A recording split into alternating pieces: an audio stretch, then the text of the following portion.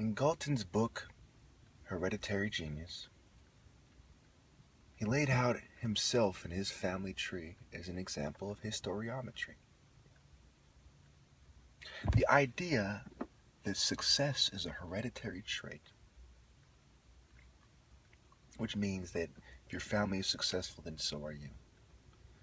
So when you look at my martial arts argument, I have proven it from every angle, including the angle of the eugenicist perspective, which is key because you need to understand how they see things, to understand why they made it of the utmost importance to sabotage, drug, and cheat.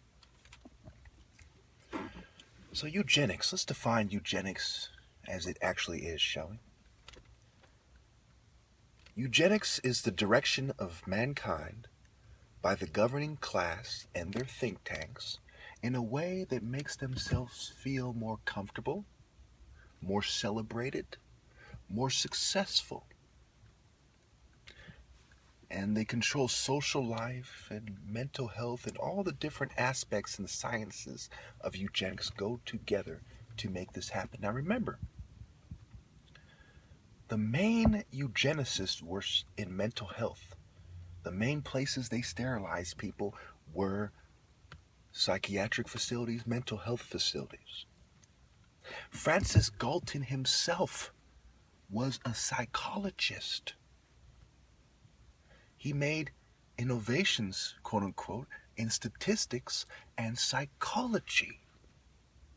So eugenics is historically and currently a movement that is being spearheaded by mental health, just like MKUltra and MK Search and Project Bluebird, Project Artichoke, Project Monarch, all, the Phoenix program, mainstream history. That these were done by psychologists, chemists, and psychiatrists, along with pharmacologists. Period. That is not up for debate. So all you people who think that psychiatry is a benevolent science, you're wrong. It is a malevolent pseudoscience that is tailored to fit the needs of the elite and what they perceive to be in their best interest. Now I will contend something I know to be true. Mental illness is a lack of focus that leads to suggestibility. In the vast majority of cases, it is environmental factors and nutrition that lead one to being mentally ill. Society at large is mentally ill. Fake Christians become fake Christians because of this mental illness that comes from trying to fit in, a desire for social acceptance.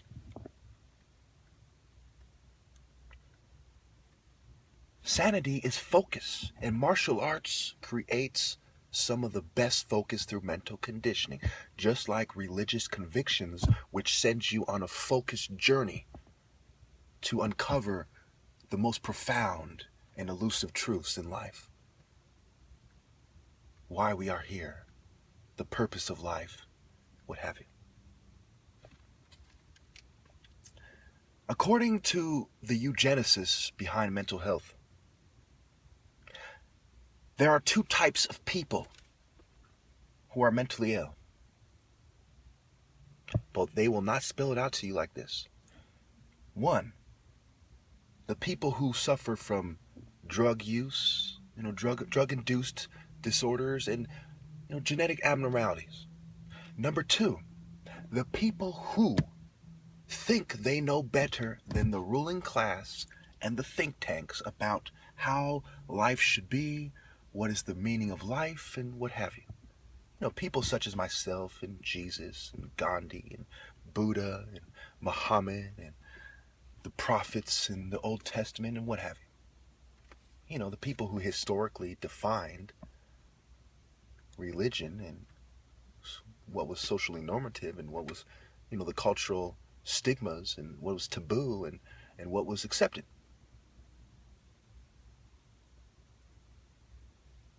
So these things are now being defined by the elite. On record, you have a behavioral analysis unit in the FBI, for example, that looks into spirituality, sociology, cultural and social norms, and what have you, to help understand how to better control society and identify criminals early on and watch them. Not to mention how to better understand crimes that have already happened. So society is being given high doses of sodium and sugars, chemicals, that cause them to lose focus and become more suggestible. Therefore, it is easier to induce mental illness in these people when giving them repetitive messages. And on record in MK Ultra, repetitive messages were part of mind control. Now, we say, well, what are these repetitive messages? Commercials. There's spoken messages and there's implied messages that we all pick up on. Like, oh, this guy has money, he's successful. Magazines with cars and beautiful women who are scantily clad. Success, money, and pussy, that's what I want to be. So you see, the ruling class want to make it so you want to be them, so you celebrate them more. And that is why they hate me so much. Not just because I am trying to destroy their agenda, but specifically the main part of their agenda, which is making them more comfortable and respected by society. When people see it my way, they look at rich people like you, indifferent, sad little man. You pathetic scoundrel turning a blind eye to suffering while you and your friends celebrate, oh, it's my second Lamborghini this year. You're a horrible, horrible, terrible, dreadful, loathsome man. You are disgusting. What you're doing is distasteful. You odious heathen. They don't want people to look at them that way. They don't want me to have fame and glory. Now let's explore mental illness a little bit more, shall we? The devil is... Okay, first of all, you got to realize that these people are Satanists. Whether they're atheistic Satanists who focus on the philosophy, or they are flat-out Satanists who have the philosophy by default because they worship Satan. So either way, they're emulating Satan. And it is because of their ruthless, indifferent philosophy that they were allowed to rise to the top. Just like Rome, right? Who were the Caesars in Rome? They were the ruthless scum that killed off their own family to become the Caesar. And then they ruthlessly persecuted the opposition to keep them from taking their power. So we see historically and currently that the most ruthless people whose philosophy is almost identical to Satanism, if not is Satanism, are the ones who rise to the top, whether it is capitalism, communism, an oligarchy, an autocracy, a monarchy. That is what we see. And mind you, Francis Galton was a secularist and a progressive. Oh, don't forget that. Absolutely, he believed in the separation of church and state, because he wouldn't be able to push eugenics if the church made the laws and not people who were Masonic eugenicists who believed in science as a philosophy like the eugenicists. And also remember that he came up with the prerequisite, the precursor of the modern IQ test. The foundation of the modern IQ test is Francis Galton's eugenicist test. And also keep in mind that the eugenicists had tests for people that were notorious for being inaccurate. They would test people who go into the mental institutions to see if they were mentally ill. That's what the book is about. Imbeciles. The sterilization of Carrie Buck, who was a poor white lady who had no one to stick up for her. Thus the isolation campaigns on political dissonance. So who are the mentally ill? Well, in our society, the mentally ill are also spiritual bottom feeders. Now, before I give you the list, which I've given you time and time again, I want you to keep in mind that you shouldn't abuse those. There are varying degrees of evil. Just because someone's gay doesn't mean you should, tie them up and throw rocks at them and stone them to death. They're sick. And society is feeding into their complex. Even mental health that removed homosexuality as a mental disorder were forced to admit that people have gender identity disorders. And when you truly look into it and analyze what they're getting at, you see that all homosexuals have that sort of a disorder. And it does affect their life. And they do feel outcasted. And just like with the elite, they want society to be full of mentally ill people so they feel more respected and accustomed. And people say, oh, he's one of those vegan gay guys. Fact of the matter is, I speak the truth. I'm not trying to impress, my colleagues or friends like all these other activists are. I'm not a sellout working for big corporations. I'm not a controlled opposition bitch. So let's look at who the mentally ill are who emulate the devil. According to Christianity, which is the predominant philosophy in society, so it doesn't take a genius to figure out that it's a relevant way to look at it. And according to the people in charge who, by their own admission, are Satanists in many cases, and through proper analysis of psychiatry and masonry, you find out that they are basically pagans, and Buddhists, and Satanists. So, the mentally ill include the atheists who have come to a conclusion that there is no God, but offer no explanation as to how we got here, why we got here. And they are forced into a position where they tend to hate Christians and all of society for something that society is right about, and that the most logical explanation is that there is a creator. The LGBTs, as I've already explored already, they have complexes related to not wanting to accept that what they're doing is unnatural in the truest sense, because you cannot reproduce. And they will try to fight this from every angle, but the bottom line is, if you cannot reproduce, you cannot call it love. When they describe love, right, they say the birds and the bees, because even very basic philosophers understand that love and procreation go hand in hand, and it's natural, okay, natural reproduction. Feminists have a complex because they want to make it seem like women are equal to men. We all know they're not. Do you think there's any woman on the planet that's qualified to be a football lineman or to, fight in the UFC, which, by the way, is fighting, not martial arts? No. Are they the same as men? No. Is it logical to assume that the only difference between men and women is that men have a dick and tend to be stronger, and women have, breasts, female breasts that have milk, and a vagina and so on? No. There's more differences. The chemicals makeup is different as well. And we all know chemicals affect the brain.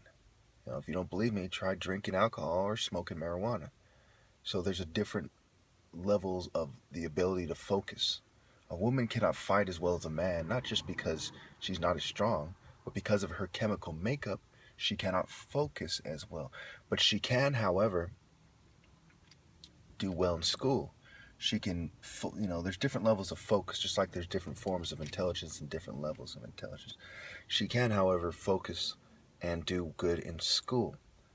But when the truest levels of being a leader, a woman can never be a truly great leader, because a truly great leader has a higher degree of mind, body, and soul. A woman can be a beautiful leader, but that's not the same. She'll never be a Narmer.